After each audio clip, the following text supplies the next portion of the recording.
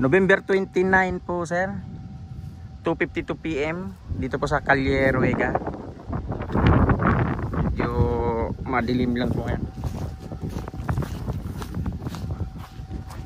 Susundan lang po namin yung i-check po namin yung daanan ng yung Batulao Horse Trail.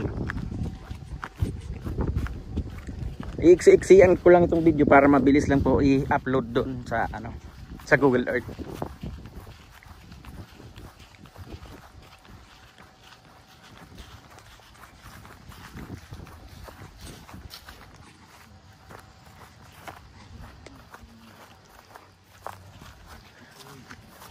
Tanaw doon.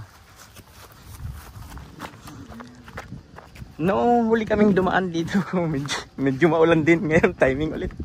Okay lang. Yung yan pinanggalingan, yun po yung starting point.